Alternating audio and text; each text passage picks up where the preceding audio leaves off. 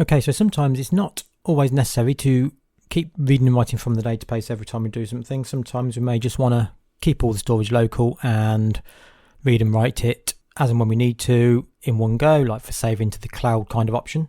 So I'm just going to demonstrate how I'm doing it on this particular app. This is what I use for planning my videos and my calendar for the next couple of months of what may be coming up. I changes all the time, but this is what I'm doing, and it's all done on local storage. It's all saved in an app state, which is a custom data type. I'll come on to that in a second.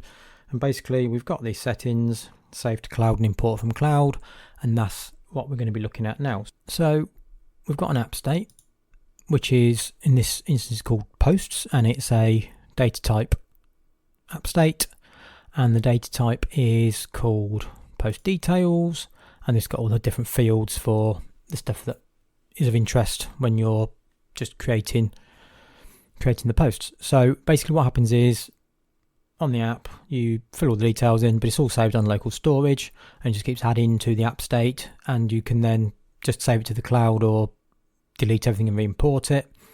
And this is how we're doing it. It's all done with a couple of simple custom actions. So the data we're looking for, we are saving to the Supabase table via the user ID, and it is a JSON object basically. So all of the fields within the app state via the custom data type are all just being saved as a JSON into the table in one go. So therefore we're not having loads of different columns, we're just going with the one, and we're just reading and writing to it just when we want to save what we've done, not constantly reading and writing to the database. Just keep everything local for this app, and it works a treat. So how we're doing it, so we've got a couple of containers which acting as the buttons. We've got save to cloud and import from cloud, and we've got some actions on them. So first off, we want to save stuff to the cloud.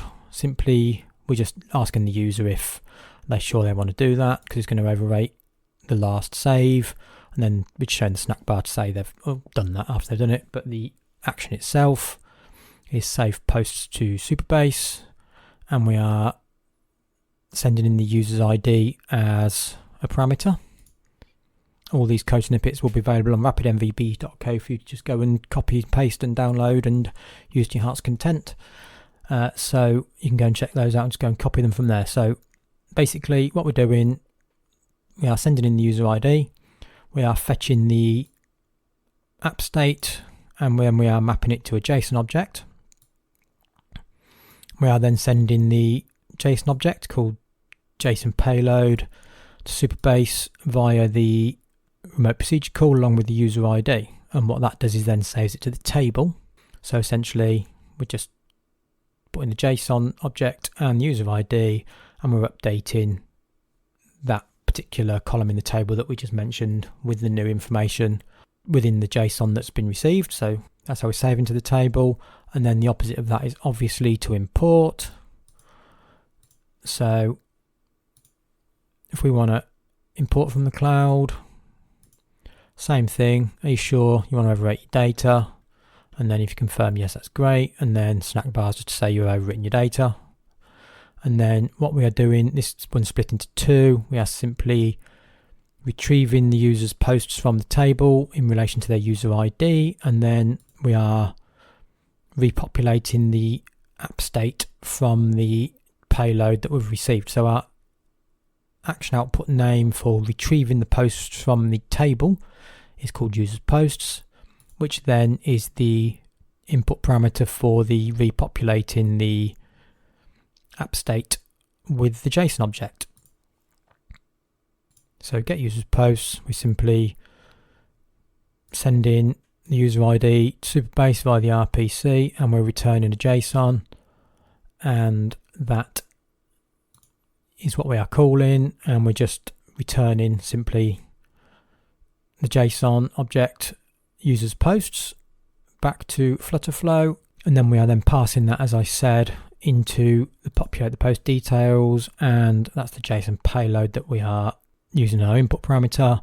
And then we are essentially repopulating the app state and the struct. That is how Flutter knows it's the data type, and essentially we have got the platform, the post title, etc., etc. which are the fields in the data type, and we are assigning them the values from the JSON object. And then what happens is that just repopulates the list and the user can carry on. That is essentially how it works. Right, so I'll just demonstrate that quickly. So if we go to calendar, as I showed you a few minutes ago, we've got some posts planned for the next couple of months, and we've got our unplanned ones down the bottom.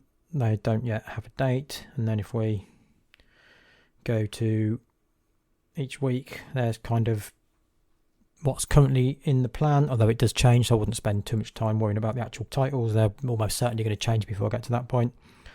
And then if we want to save that to the cloud, just click save, and we get the warning, and we confirm, and we can clear our post data, and then we go back, and our calendar and our schedule are now empty. There's nothing in the app at all because we've just removed everything from the app state variable.